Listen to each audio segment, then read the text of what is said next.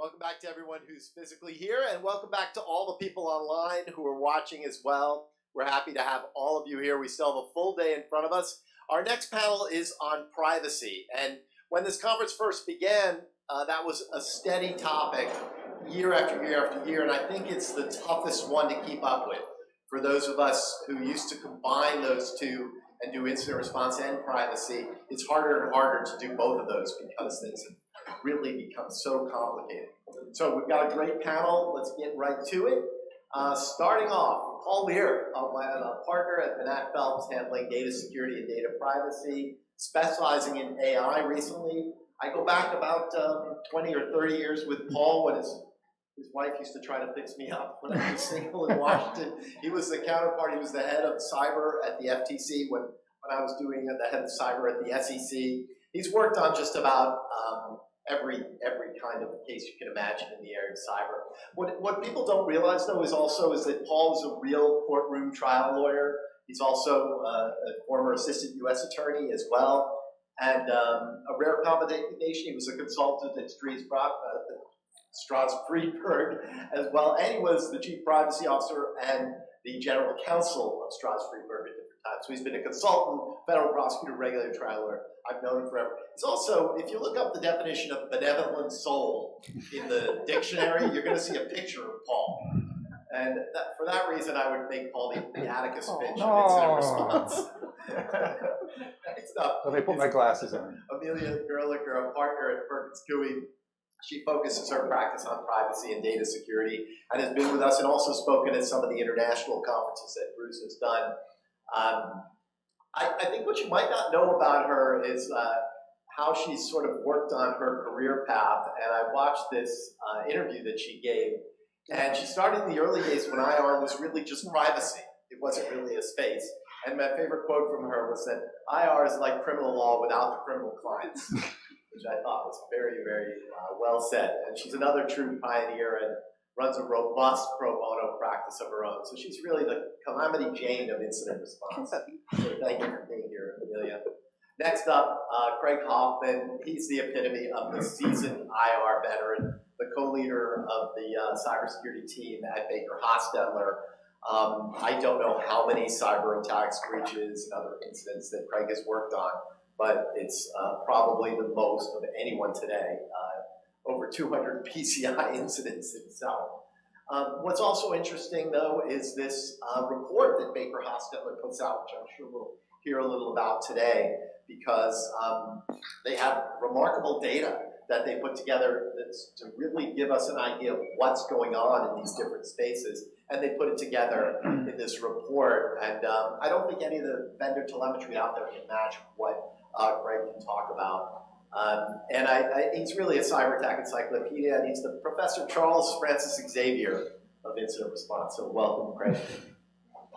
Good morning. And next up, Scott Lashway, the co-chair of Mintz's privacy and cybersecurity practice, a significant focus on healthcare, which is, again, a big area of privacy. Former senior in-house counsel, head of investigations for MassMutual. It's always helpful to have a lawyer who was also in-house at a firm and understands that dynamic. I think he's counseled executives, board members, all different business lines. He's very prolific, especially about the recent administration in healthcare and what we have in store. And he's probably the only one here today who serves on both the Lost 360 Cybersecurity and Privacy Editorial Board and the Boston Symphony Orchestra Board of Advisors. So good to have him here. And he's really the Jack Reacher of incident response, both the movie and the Amazon versions.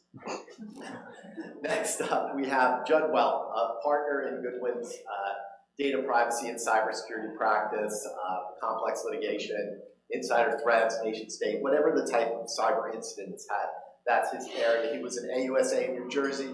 He was the chip there. He served as a fellow with the National Cyber Investigative Joint Task Force, which had all the other agencies in it. So he's a real, very knowledgeable about how all these agencies work together and what they've been doing lately. Terrorism prosecutions. He's co-authored this one article I read, which is 4 mistakes to avoid after a cybersecurity incident. Number 1, not conducting lessons learned, failing to follow through, ignoring the company culture, overlooking insurance implications.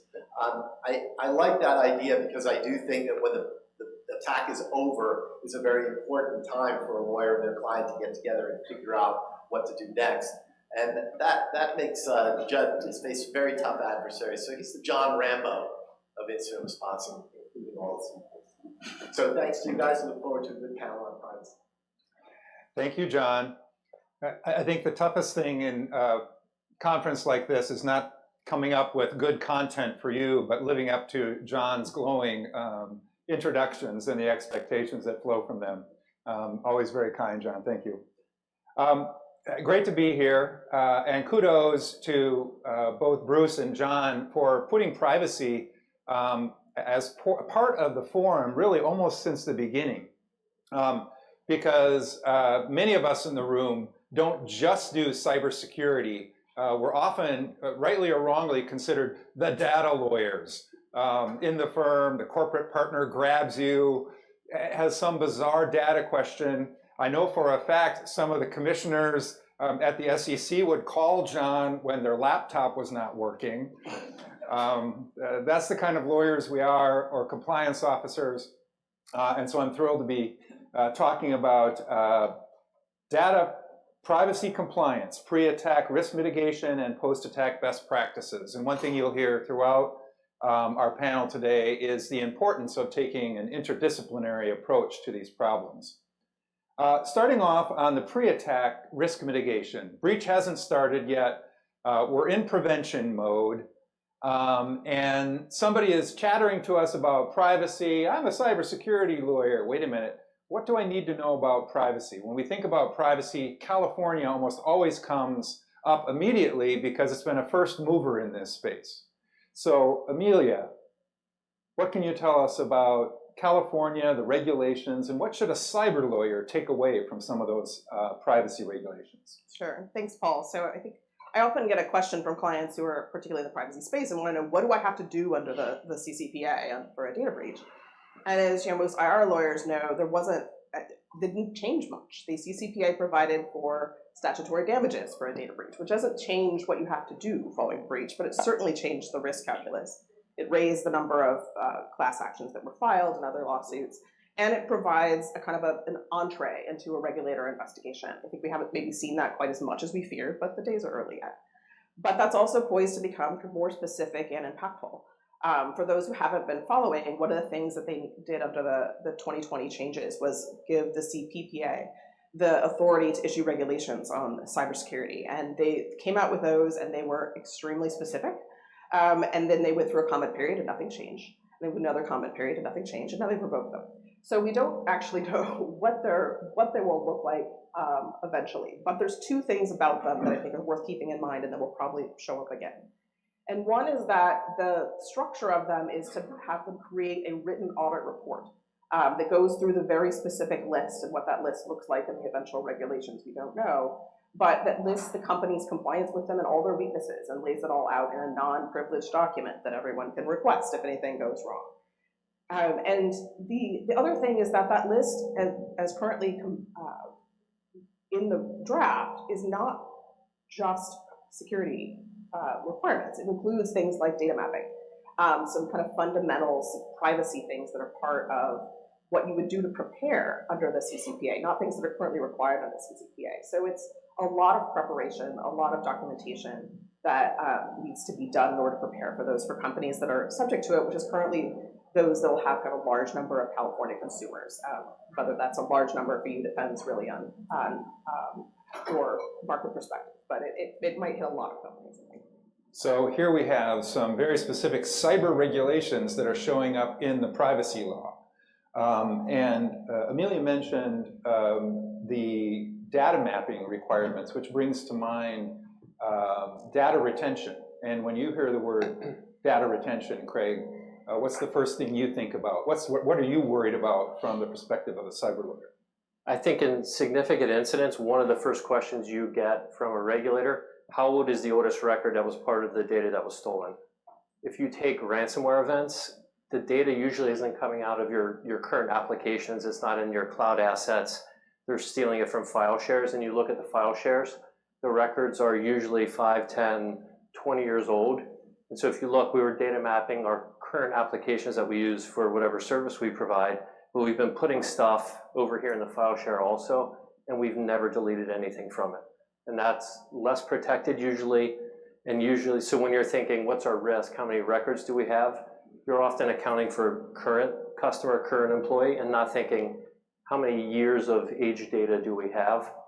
And then are you applying your security controls to that as well? I'm glad you used the word accounting. So if any of you have heard me talk about data retention before, I always bring up Uncle Sam. My wife's uncle happens to be a professor emeritus at the Harvard Business School. And he talks about LIFO, FIFO, and FIST. You know what LIFO and FIFO is, accounting concepts, last in, first out, etc. I look at Uncle Sam and I say, what do you mean by FIST? And he said, first in, still there.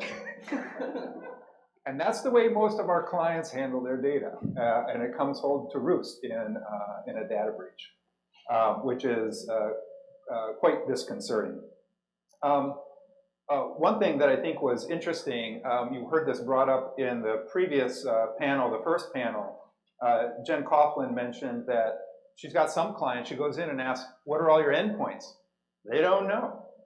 And then Kim brought up the fact that many of the critical patches, according to the Verizon study, are not added until 55 days after the vulnerability is disclosed.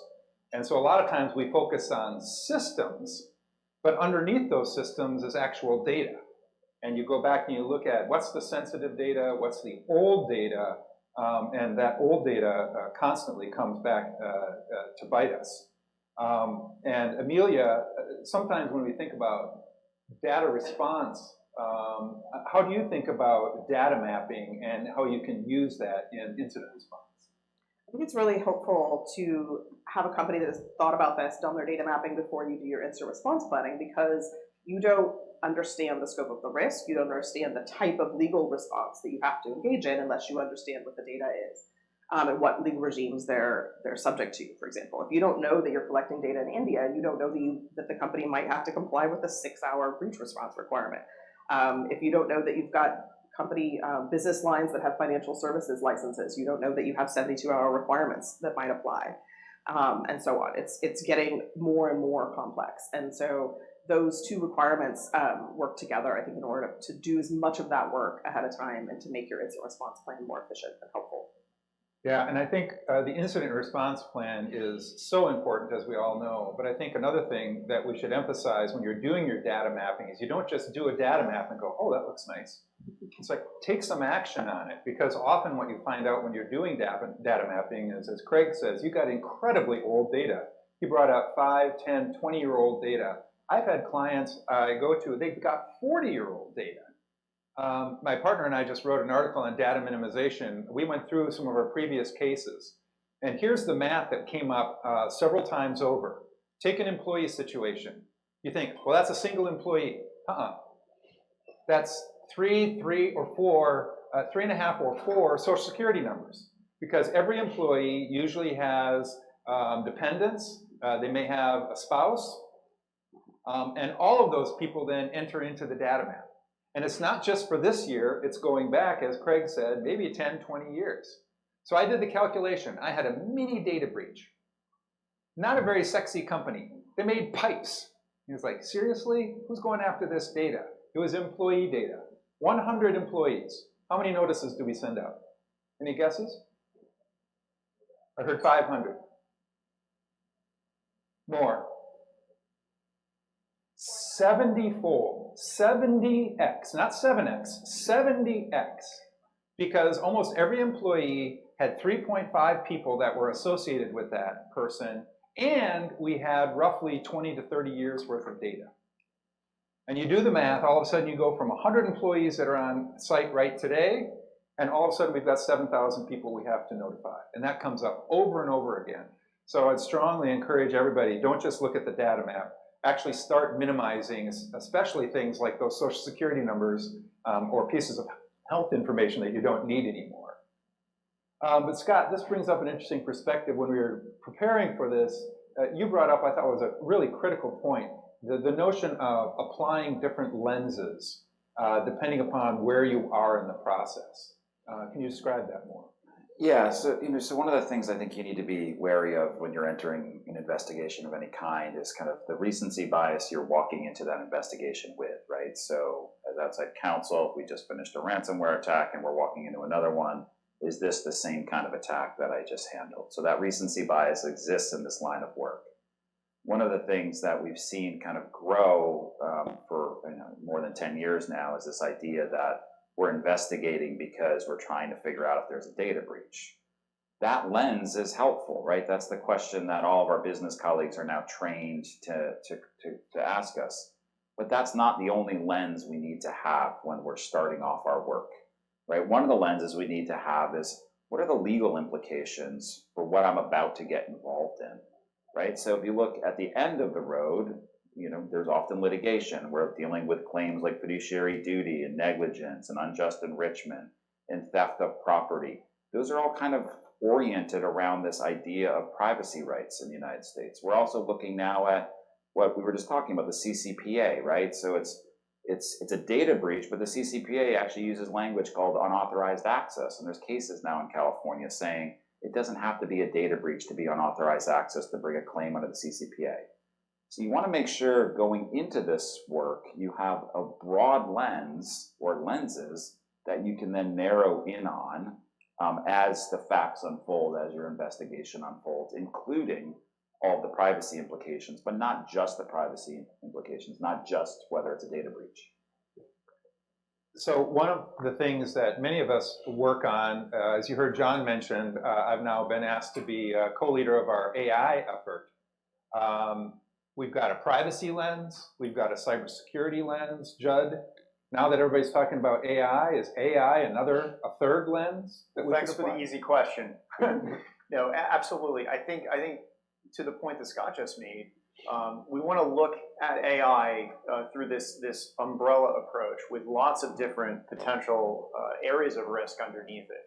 And so for this audience and for this panel, principally we're thinking about the CIA triad and cybersecurity risks. We're thinking about data breach obligations and data protection. And for the newbies at home, CIA triad is? Confidentiality, integrity, and availability, right? So that's the CISO lens, that's your information security lens. We want to make sure that our systems function the way they're intended, that we have our data, that it's not been encrypted, as would be the case in a ransomware attack. But then, as Scott just said, we potentially have obligations to make required notifications to individuals if their personal information is subject to the attack or the unauthorized access. With AI now, we are going to have a program that certainly incorporates all of that, because AI systems are information systems. And so everything that we do around cyber risk management and managing the privacy side of things will have to be baked in. But now we're also going to have additional risks depending on the use case, depending on your business. So these could be things like accuracy, right? Are we getting the result from our AI applications that we expect? Are we monitoring for that? Are there potential discriminatory outcomes that could not be aligned with who we are as a business and get us in deep with a regulator? We heard from the other panel about how the states are going to take up the charge, and we expect to see more emphasis around AI. And depending on if you're in critical infrastructure, if you're in manufacturing of sensitive equipment that might be incorporated, right? The medical field and healthcare delivery, having potential bad outcomes for safety. Consumer-facing generative AI presents a number of different potential risks around safety. So I think the challenge is, do we have 3 programs now? Are these all going to be folded in together?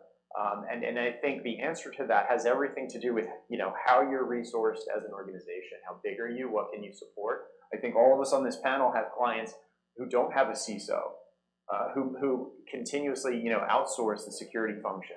And so some of these questions around data mapping, they're great to suggest, but who's actually going to take on that mandate? And I agree fully that it's basic hygiene, but there has to be someone in the organization who can lean into these things. And I think part of the discussion here is to show you can leverage advantage in the cyber realm by doing basic privacy advance work before there's an incident, and the same way in the other direction. And I think AI is just going to create more challenge and more complexity and extend the operational readiness of an organization probably beyond its breaking point, unfortunately, and doing it in a time where the AI tools are being brought into the environment at a very rapid clip, and governing and risk management is really not keeping up to pace with it. So that's the challenge.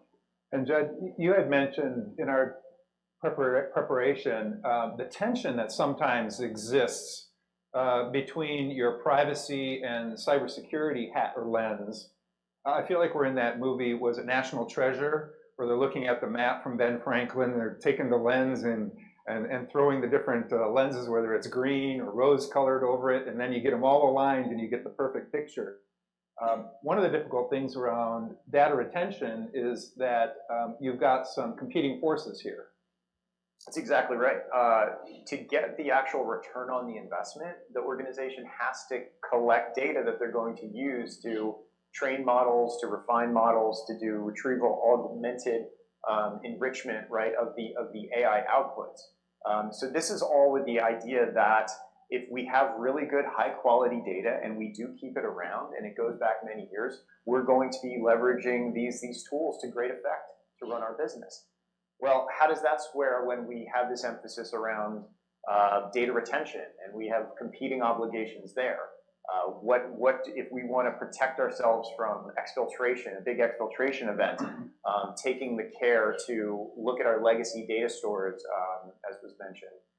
So that, I think, is going to be one of the biggest challenges to reducing your data footprint, while at the same time the business is going to be driving tools and operational decisions that are only begging the company to retain more data and to make that data more accessible to more people in the organization. And that's what brings us to access controls, which we've all certainly seen not be well attended to in a traditional cybersecurity context.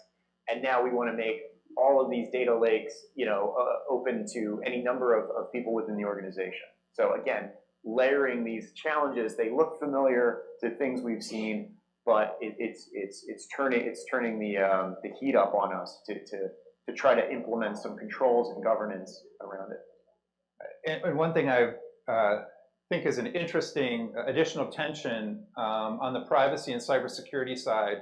We're also often trying to minimize the data, and especially when you apply, as Scott says, that lens of privacy, you usually want to strip away some of those personal attributes that will increase your risk. Things like financial information, health information, but also demographic information, perhaps race and ethnicity, perhaps age. But look at what happens if you're trying to test a model for discrimination and you've removed all of those identifiers. Now you throw the model forward, you find out that it's not doing so well on discrimination. Take a clinical process that's not having results that are as effective, let's say on Black women over 50. If you stripped out all of that demographic information, how do you now go back and test whether that was something that was contributing to your biased result in the first place?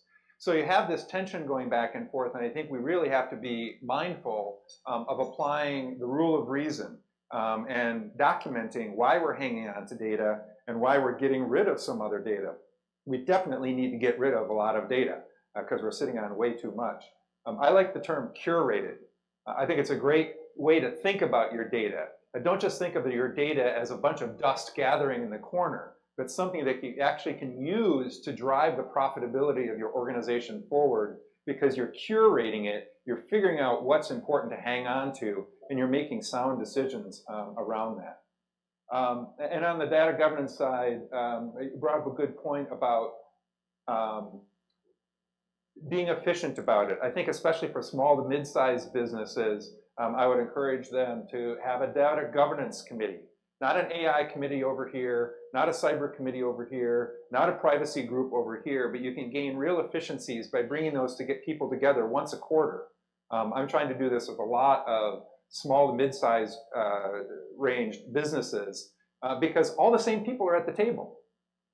your incident response people, your HR people, your marketing people, legal and compliance, they all need to be at the table for those discussions, whether it's AI, cyber, or privacy. Bring them together at once and gain some efficiency. And this is, I think where actually attorneys can be helpful because we bring that interdisciplinary approach. I think that's right. We often see policies, particularly on the security side, developed in silos. Like we've got really good, dedicated, responsive CISOs who want to walk through and prepare their organizations to respond to an incident or draft security policies. But that's not the whole part of incident response. That's not what regulators are necessarily looking for, what will get you in trouble. So bringing in legal who has this wider lens, who has thought about all the things we're thinking about today, helps with the organization to be prepared for kind of all the elements that they're going to have to come up with, from notice to PR to the HR implications and whatnot. And so you want to have those policies, like both the incident response policies, but the security policies generally, to make sure that there's a wider lens going on that. It is also helpful because then you can have some of those conversations under privilege and have the risk analysis and the discussion about really sensitive issues with full transparency. And so this is where I think we as lawyers, I know we've got many friends in the audience who are from the crisis management PR side of things. We've got some compliance managers. All of those groups of people have a wider lens that they can bring to the issue, and I think that's very helpful. A shout out to John. I think it was 10 years ago, I just looked this up. He came out with a seminal article called Counsel as Quarterback. And you can still look it up, I think, on johnreedstark.com. If you can plow your way through his 60-minute interview, his New York Times editorial, he's out in the news a lot, but it's really a helpful piece to look at in terms of how we can apply that interdisciplinary approach to even a very technical problem called a data breach. Let's move forward to a data breach. So Craig, now we're in the midst of it. You got a data breach that's going on, you're in full swing, you're taking Scott's advice, and you're throwing on your privacy lens every once in a while. What are you thinking about that's important to bring to the table? I think one thing that stands out, the level of rigor you apply during an incident. Like you're trying to complete an investigation in 30 days. You're asking questions, you're taking someone's word for it. If that entity ends up in litigation and you reach the point where you have discovery 2 or 3 years later and you have experts who actually have a little more than 30 days to do their work, what you actually find often is a lot different than what you thought you found during the investigation. And that leads then back to the pre part. The part that often gets overlooked is the assessment, the audit, the review. We say we have these controls, we say that we have these tools. How do we actually apply them? And I think what you can see if you look closely, other than we need some quick information during the investigation, if you say, do we encrypt this thing? Yes, we encrypt it in this table, but we also have it over here, not encrypted, or in a different method. And I think that's where really it's almost an evolution of the attorney-client privilege approach. A lot of people will say, let's bring people in, let's have counsel engage the third party, do these assessments. But then when you look at the end of it, you get the assessment back. What advice does someone give to the company based on that assessment? Usually that's where it stops. You get an assessment. What happens with that? I think maybe doing more to have some business purpose output from that assessment that you actually use and execute against puts you in a better position to actually know what you have during the incident. And if everything is something you say is covered by privilege, how do you explain your governance efforts over time? Like here, trust us, we did this, but it's all on a privilege log and we're not sharing anything with you.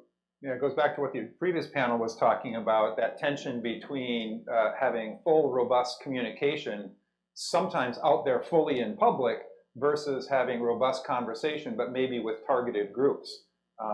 It's a tricky space to navigate. A couple of you mentioned the importance of having a story to tell. Scott, I also want to make sure we touch on your point about it's not just about getting to the IOCs. Can you talk about that? Yeah, I mean, working off Craig's comment, which I think is a real problem that we're seeing, especially as we move into the courthouses. One of the things that you have to think about is constantly scoping your investigation, right? And going back to the last comment about lenses, you kind of have to constantly every morning during an active investigation, or at least weekly during a non-active investigation, be thinking about what is the scope of this investigation and do we have it right? Obviously, going down too many rabbit holes is very expensive. Turning over every stone in the riverbed is too expensive. But you do need to turn over enough of them to know that you've turned over the right ones. And so there is a trend sometimes where we see that you find the IOCs, we know how they got in, we're gonna clean it up. This is to Craig's point, right? Like, we've got an assessment, we've got a plan to fix it. But you have to actually keep working it at that point. That's actually when you need to double down with the team to say, we've got the IOCs, but do we have all of them? And are they all adequately cleaned up? We know this shared drive was compromised, but what about the shared drives over there, the shared drives that we forgot about because the person who used to run that part of the business left and it's a little bit mothballed? So I think understanding that scope, similar to Craig's point on the assessments, is really, really important in making sure you actually finish all of the work. Then, we get this all the time. Clients will say, well, we've been at this for a couple of months. Aren't we about done? Well, then you have to actually make a purposeful decision to be done, right? So we're actually going to document why we're not going to continue. We think we found everything. Your forensic investigator thinks they found everything. And then let's actually neatly wrap up that work, similar to an assessment. And then, of course, to Craig's point, there's likely going to be a lot of lessons learned. This is when we all pull back, as outside counsel. We don't need you anymore. The forensic team disappears. If you go back, say like you had an accounting fraud case and something bad happened, the general counsel's office would never in a million years say, well, the new CFO is going to fix it, right? So we have to apply that same principle here that's driven by fiduciary responsibilities and negligence responsibilities. We have to apply that same responsibility here to cyber investigations, especially with the proliferation of privacy issues that are popping a lot more than just the data breach. And Judd, you had talked about the endpoint of the investigation ties back to data governance. Yeah, it absolutely does. And I want to build on what Scott just said, because the scoping, I think, is a very powerful point. What your scope is driven by what are your objectives for the investigation, and depending on what organization you are, what you provide, as a service or a product. So we have a lot of companies in the technology space who are providing SaaS solutions or infrastructure as a service solutions. So they have enterprise customers that they're going to be beholden to in the wake of an incident. They're going to have contractual notice obligations, and then they're going to be put to the test to walk an information security team over at their enterprise customer through the incident. And how far they went down that path is a very important consideration. Yes, we want to understand what was the root cause, and has there been an analysis of that, and has there been remediation, but did we pull up short? Other clients may not have those same stakeholders that they need to assure. Obviously, you could have regulatory exposure, and you want to obviously present to a regulator that you've done a defensively thorough investigation, but you can't boil the ocean. And so that's where I think in the advanced work that we're talking about, in terms of knowing your systems, knowing your data, having strong data governance and classification, that could actually help you probably save some money in an actual investigation. Because if you do have confidence that we actually take responsibility to know what data is where, and we do have robust remediation and data minimization, and we go through that exercise, we may not need to pay a digital forensics and incident response vendor to look at a whole other swath of systems, because we have higher confidence that we don't have notifiable data there. It's very often the case that companies have not gone through that exercise beforehand, and so they are on the crux of this dilemma. Do we stop the investigation, or do we plow more resources in? And sometimes it's a business decision, right, to pull up short, but certainly getting counsel who's grounded in these issues is key. And what I'll also just add, and then I'll shut up, is if you've been doing this as long as the folks on this panel and many of you in the room, you've seen that those external stakeholders, their acumen has gotten higher, right? I mean, 10 years ago, you talked to a claims handler at a carrier, you could pretty much walk through your incident pretty quickly and not maybe get too many follow-up questions. Same thing with regulators, right? They weren't very technical. Now you are having to deal with regulators, deal with information security teams, because all of us have seen ransomware evolve and become more destructive. And so I think everyone across the board is probably more probing in their ability to put your response and your proactive measures under a microscope. So what might have been easier 10 years ago, I think is more challenging, and I think we all just have to adjust that scoping and depth accordingly. And I think one thing that's happening, as we've talked about with, and as John mentioned in his introduction, the wash of privacy laws that are now coming at us means we have to talk differently to the public than we maybe did 10 years ago, because people are much more privacy focused. I think they're usually much more interested not in how the bad guys got in. That's almost taken as a given, right? Bad guys got in. What's the next question? Or usually, what's the first question? What's my personal information that they got? It's in the data breach letter. It's written into the data breach laws, but that comes back to putting your privacy lens on and making sure you're telling a complete story to the stakeholder, to the audience that makes sense to them. And then rounding it out, as Scott said, to make sure that you're following up on the controls and saying, and yes, by the way, we have now identified where those old, let's say, Social Security numbers are, and we have started to destroy those, get rid of those, so that we can minimize our overall risk. I think that's part of telling the story that takes into account our responsibility to the company, but also to the victims, because that's what they want to hear, not necessarily whether it was a nation state or a financially motivated actor, or the fact that they got in through an email. They almost don't care about that. They're focused on the privacy facts.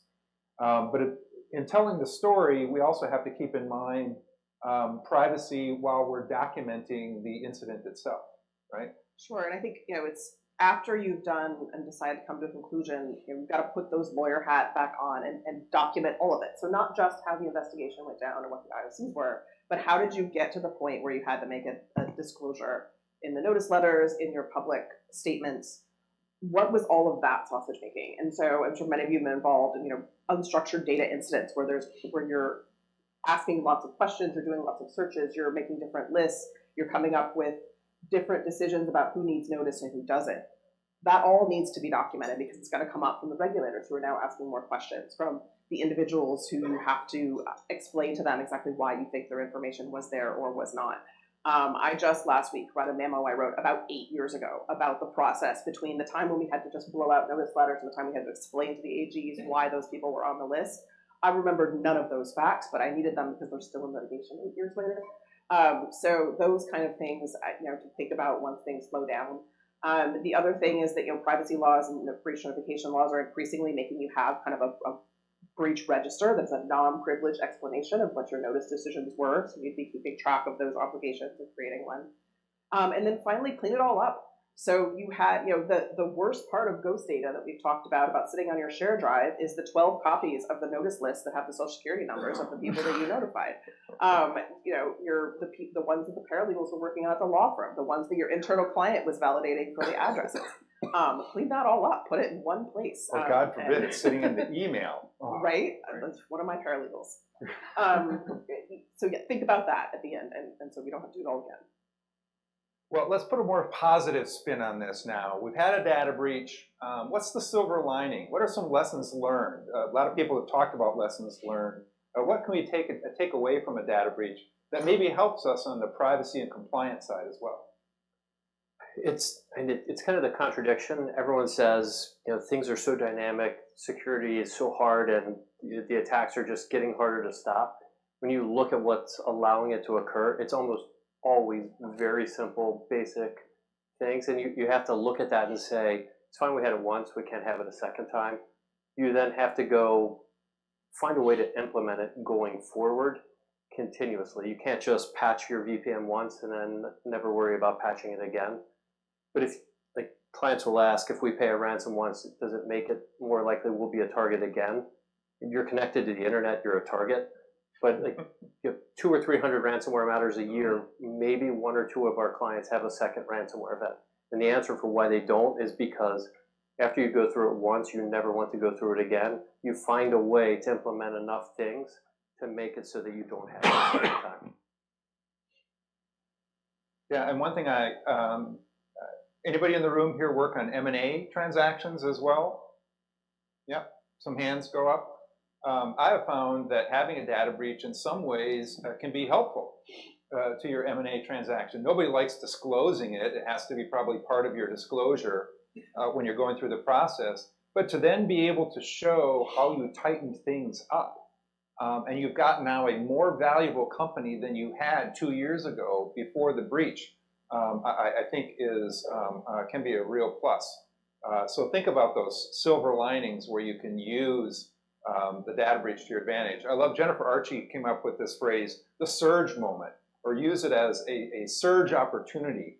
I love that because I think too often, as Scott said, people blow right past lessons learned, and we really could learn a lot there. Finally, Judd, let's turn to enforcement. We've been talking about how we think about data breaches internally as counselors, putting on our privacy hats or putting on the privacy lens when doing a data breach. How are the regulators thinking about this? Yeah, I think when we were talking about this, we wanted to emphasize that if you overinvest in cyber and underinvest in the privacy side, that's not necessarily going to fare very well under regulatory scrutiny because they're going to look across all these functions, the administrative, the technical, things that we've been mentioning here today. If these are left off the table, you can have a lot of great tools, you can have alerting, you can have a great incident response plan, but if you're retaining data on the file shares that Craig had mentioned that go back a long time. And while we're using war stories about these eye-popping types of things that get surfaced, right? Because the best way to figure out what data you're not looking at is to have one of these events, and you actually are forced to do this exercise. It's very uncomfortable. But we recently had a client that had the file share, and as part of the offboarding process for employees going back years, they just decided to image their laptop. Every single bit of data on the laptop was going into the file share. And so the threat actor, when they took all this, we couldn't understand why there was so much there. And when you think about what could be lurking beneath the surface, So anyway, what I think the regulators are doing, as I just mentioned before, they're getting savvier on controls. It was mentioned on an earlier panel, like now you need to have phishing resistant MFA. What is the encryption standard, right? Those are the questions that you're going to get. So at the end of the day, I think it's just going back to another point that was made. If you go back to, and I think it was keep referring to Jennifer, but Jennifer also made the point that if you map to like the NIST CSF and you have that broad-based approach, then you can really present a good story to your regulator. Said, well, we have our technology stack, but we also have our administrative controls, and we also have some executive leadership, right? And they're sponsoring these programs. I think that is the better story than just to say we had, the best features and tools. And I think especially if you add the privacy component back into it, take the FTC, for example, which has been on, or was on a bit of a warpath over health data. You say not only are we applying these controls, but we're applying these controls to the very data that you're most concerned about. And notice a lot of the regulators don't separate the functions maybe the way law firms do. DPIC at the FTC handles data breaches and they handle privacy. So they're often combining those two together. And when we're telling the story to the regulator, I think we have to keep both of those perspectives in mind. As a final thought here, as we're closing out, I'm reminded of many of you, I think, are about that age. You probably have high schoolers, teenagers, you're going on college trips or have recently gone on college trips. We used to have a game in my family we called the drinking game. And no, it wasn't alcohol. We used coffee. But we had to take a slug every time we saw that they mentioned undergraduate research opportunities, because every campus seemed to do that. And they said, we take a holistic approach to your application. We walked into one college admissions forum, and my daughter looked at me and she said, Dad, I think we have to chug. I said, why? Across the front of the room was a big banner that said, holistic approach. And of course, every parent breathed a little easier because it wasn't just about scores and grades and things like that. So as one final takeaway, if you could close your eyes, is take away something from this panel, think of that banner. Take a chug, take a holistic approach to cybersecurity, privacy, and data issues. Thank you very much.